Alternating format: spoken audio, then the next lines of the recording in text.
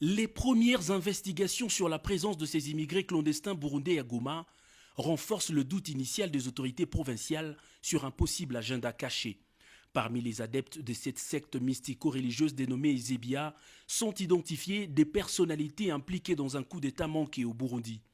D'après nos enquêtes et nos constats, moi j'ai reçu des messages. Il y a même des enfants qu'on a identifiés qui ont été séquestrés à Bujumbura. On les a amenés ici, ça qu'ils ne le veulent.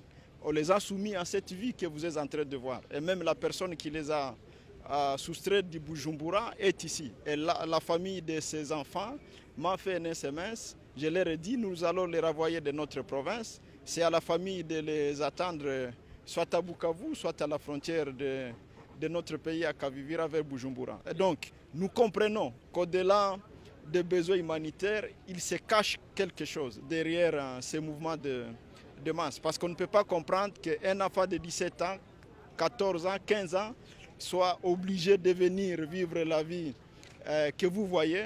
Ils se disent réfugiés, mais n'ont jamais acquis le statut de réfugiés. Ils ne sont même pas identifiés chez nous par les services attitrés pour que ce processus de réfugiés débute. Face à ces révélations, le gouverneur Carline Zanzuka Sivita a, en intelligence avec les autorités nationales et les services de la présidence de la République, décidé du rapatriement immédiat de ces immigrés dans leur pays d'origine, le Burundi, par le Sud Kivu où ils sont entrés. Nous sommes responsables étatiques, nous faisons respecter les lois de la République, comme nous l'avions dit. Nous avons constaté qu'il y a plus de 1400 irréguliers burundais. Aujourd'hui, on est déjà à plus de 1444 que nous sommes en train de renvoyer par où ils sont entrés. Et c'est ça la loi. C'est la raison pour laquelle le gouvernement provincial a disponibilisé ces bateaux pour que ces gens rentrent par où ils sont entrés. Et la République démocratique du Congo, comme je venais de le dire, c'est un pays qui respecte les droits humains. Vous êtes en train de le constater. Depuis 2 jours, nous les assistons. On a donné à manger. On les transporte dans des bateaux de confort au Nord Kivu pour que ces gens puissent non seulement rentrer dans leur pays, mais nous sommes humains. Nous devons évidemment tenir compte que ce sont nos semblables.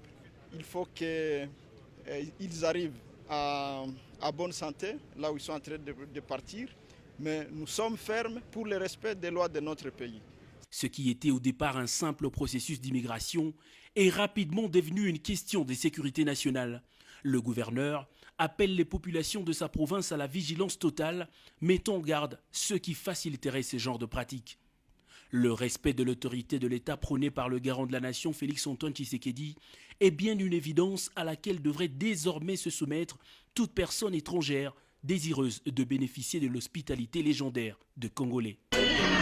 Chez moi, pas peut-être pas manger. Chez moi, c'est commenter.